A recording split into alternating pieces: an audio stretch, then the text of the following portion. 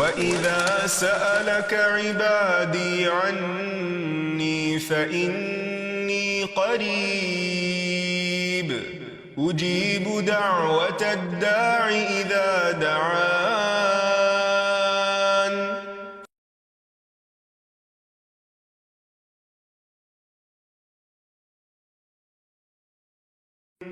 نحمده ونصلي على رسوله الكريم اما بعد فاعوذ بالله من الشيطان الرجيم بسم الله الرحمن الرحيم رب اشرح لي صدري ويسر لي امري واحلل عقدة من لساني يفقهوا قولي.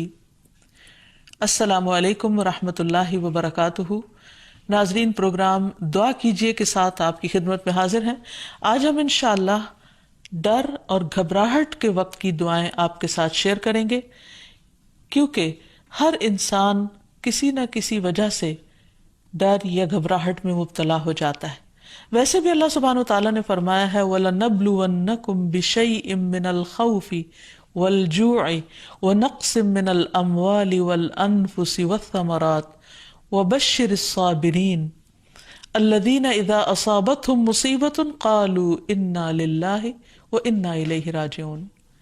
وَلَنَبْلُوَنَّكُمْ، اور البتہ ہم ضرور آزمائش کریں گے تمہاری، ضرور آزمائیں گے تم کو، بِشَيْءٍ، ساتھ کسی بھی چیز کے، من الخوف، خوف میں سے، تو سب سے پہلے خوف کا ذکر کیا گیا، والجوع، اور بھوک، ونقص من الاموال، اور مالوں کی کمی، والانفس، جانوں کی، والثمرات، اور پھلوں کی، وبشر الصابرین، اور خوشخبری دے دو صبر کرنے والوں کو.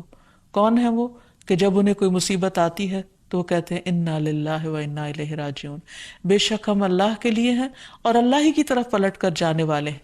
اولئک علیہم صلوات من ربہم ورحمہ، ایسے لوگوں پر اپنے رب کی طرف سے نوازشیں ہیں اور رحمت ہے.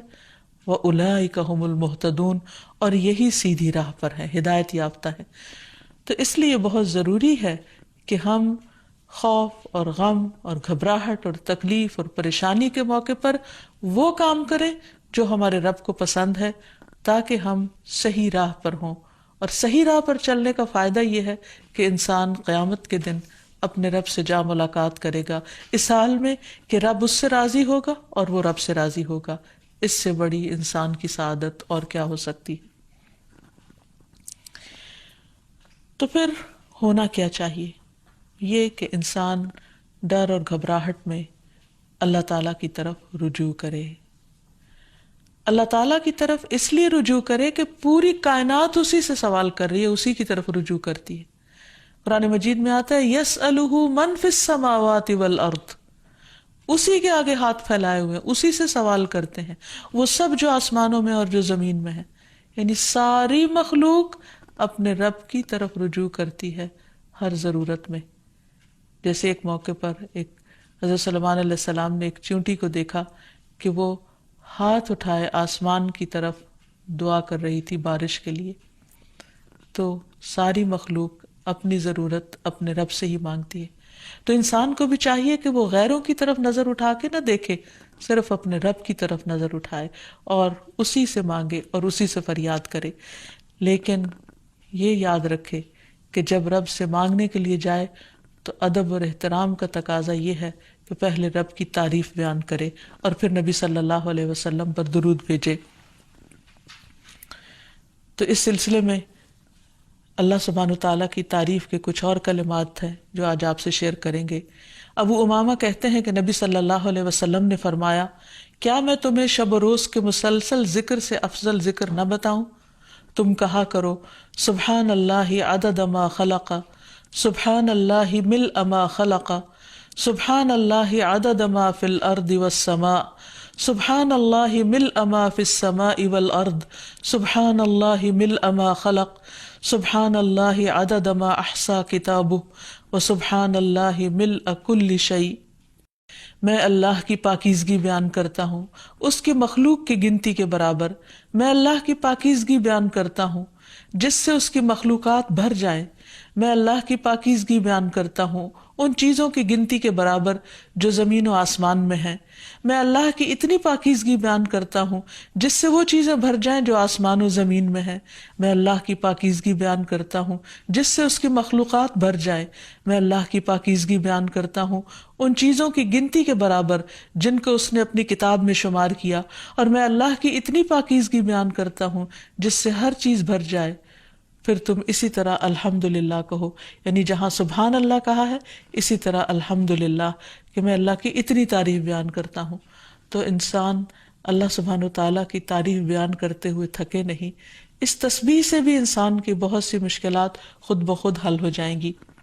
اور پھر نبی صلی اللہ علیہ وسلم پر درود شریف پڑھے اور پھر اللہ تعالیٰ سے دعا کرے. کیونکہ حضرت انس سے روایت ہے، کہتے ہیں کہ میں نے رسول اللہ صلی اللہ علیہ وسلم کو فرماتے ہوئے سنا کہ اللہ تعالیٰ نے فرمایا، اے ابن آدم، تو جب تک مجھے پکارتا رہے گا اور مجھ سے امید رکھے گا میں تجھے معاف کرتا رہوں گا جو بھی تجھ سے ہوتا رہا، اور مجھے اس کی کوئی پرواہ نہیں. یعنی بڑے سے بڑا گناہ معاف کرنا اللہ سبحانہ تعالیٰ کے لیے کچھ بھی مشکل نہیں. تو بہرحال جب انسان پر کوئی آزمائش آئے اور خصوصاً ڈر، خوف اور گھبراہٹ کا وقت ہو تو پھر انسان اللہ سبحانہ وتعالیٰ کی طرف رجوع کرے. سب سے پہلے انسان اس کی تحقیق کرے کہ ڈرنے کی وجہ کیا ہے، اس کو انالائز کرے. بعض اوقات صرف شیطان انسان کو ڈراتا ہے اور خوف دلاتا رہتا ہے، جبکہ خوف کی کوئی حقیقی وجہ نہیں ہوتی.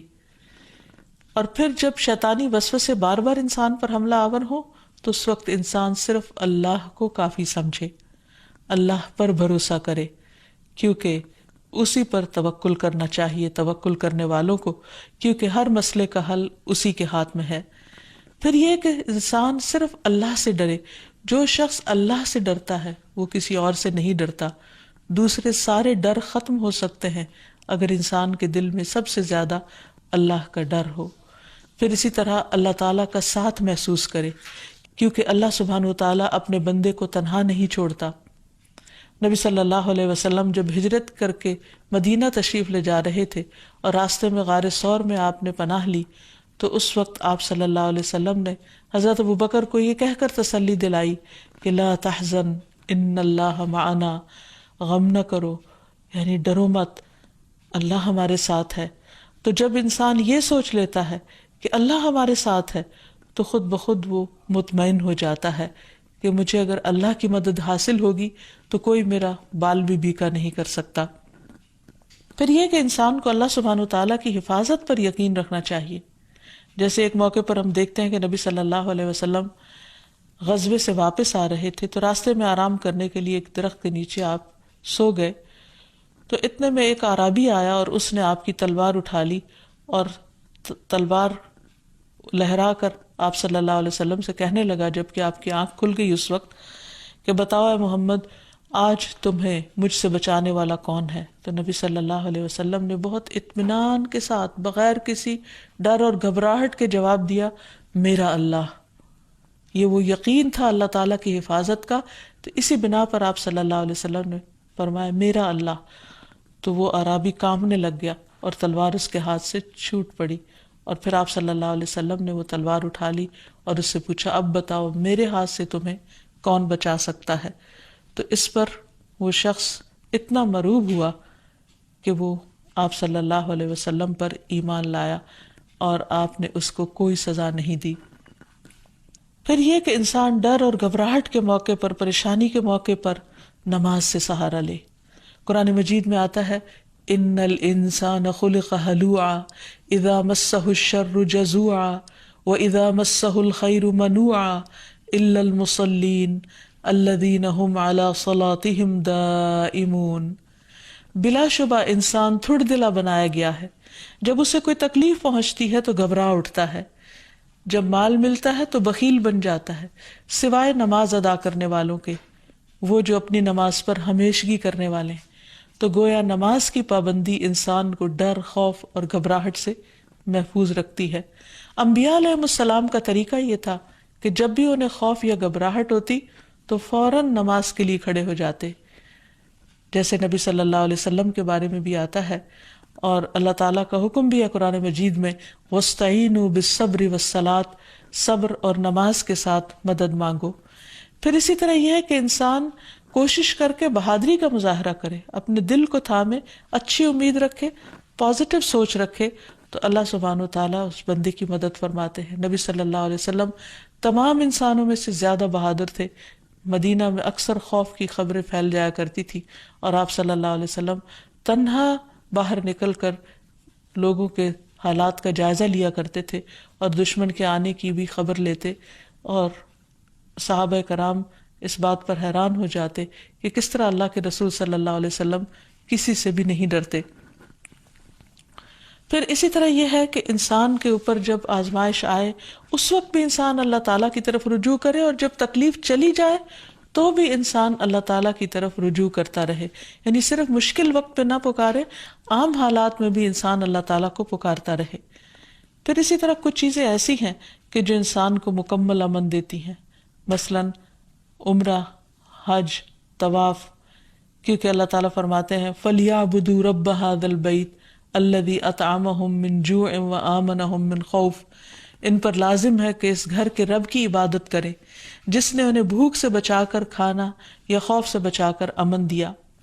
پھر اسی طرح شرک چھوڑ دینا، قرآن مجید میں آتا ہے الذین آمنوا ولم یلبسوا ایمانہم بظلم اولئک لہم الامن وہم مہتدون، جو لوگ ایمان لائے اور اپنے ایمان کو ظلم سے آلودہ نہیں کیا، یعنی شرک سے آلودہ نہیں کیا، یہی لوگ ہیں جن کے لیے امن ہے اور وہی ہدایت پر ہیں، ہدایت پانے والے ہیں۔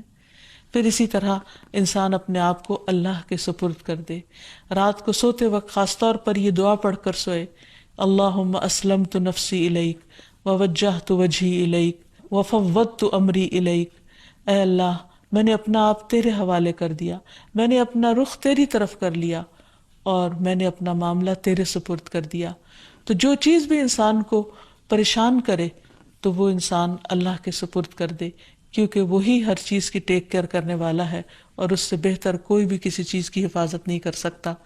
پھر اسی طرح انسان اگر چاہتا ہے کہ ہمیشہ دنیا اور آخرت میں امن میں رہے ہر خوف اور گھبراہٹ سے، تو اللہ کی طرف سے آئی ہوئی ہدایت کی پیروی کرے۔ آدم علیہ السلام کو اور حضرت حوا کو جب دنیا میں اتارا گیا تھا تو اس وقت اللہ سبحانہ وتعالیٰ نے انسانوں کو بتا دیا تھا اور وعدہ فرمایا تھا قُلْنَا اهْبِطُوا مِنْهَا جَمِيعًا فَإِمَّا يَأْتِيَنَّكُم مِّنِّي هُدًى فَمَن تَبِعَ هُدَايَ فَلَا خَوْفٌ عَلَيْهِمْ وَلَا هُمْ يَحْزَنُونَ، ہم نے کہا سب کے سب اس سے اتر جاؤ، پھر اگر کبھی تمہارے پاس میری طرف سے واقعی کوئی ہدایت آ جائے تو جو میری ہدایت کی پیروی کرے گا اس پر نہ کوئی خوف ہے اور نہ وہ غمگین ہوں گے۔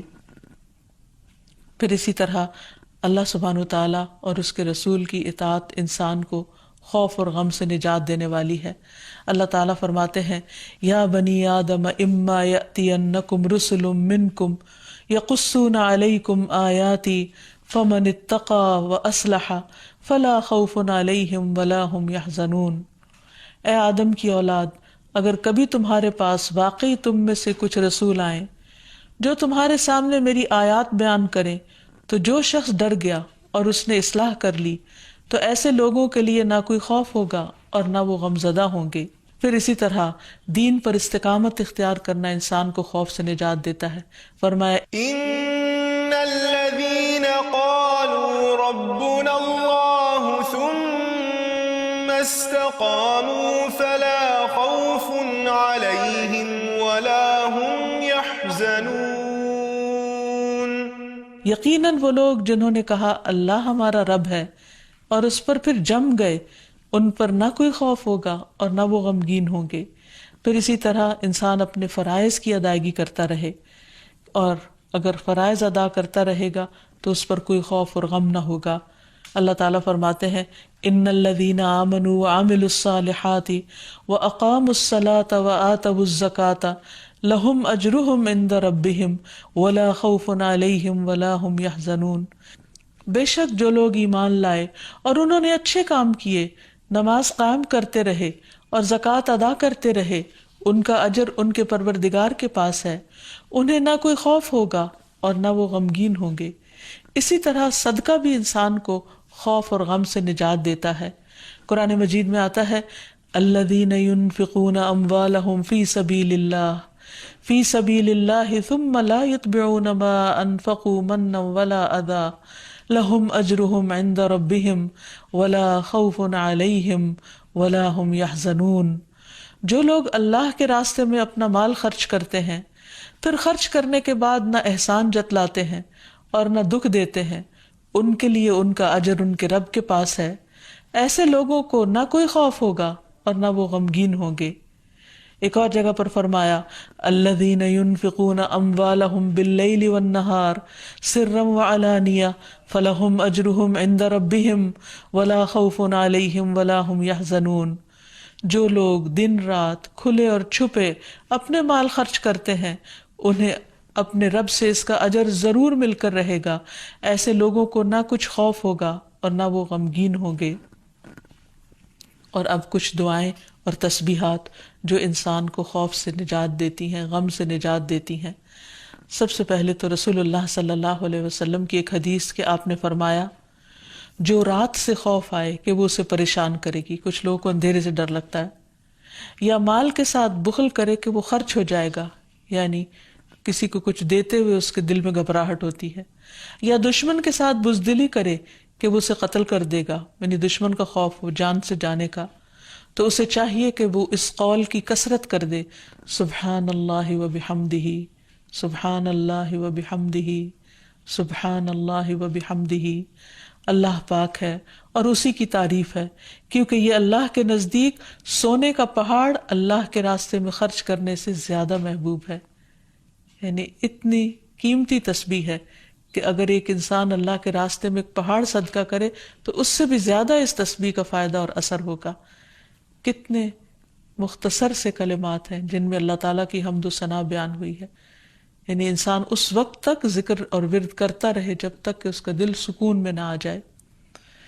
ایک اور روایت میں آتا ہے، عبداللہ ابن عمر رضی اللہ عنہ روایت کرتے ہیں کہ رسول اللہ صلی اللہ علیہ وسلم ڈر یا گھبراہٹ کے موقع پر انہیں یہ کلمات سکھایا کرتے تھے: اعوذ بکلمات اللہ التامۃ من غضبہ وشر عبادہ ومن ہمزات الشیاطین وان یحضرون.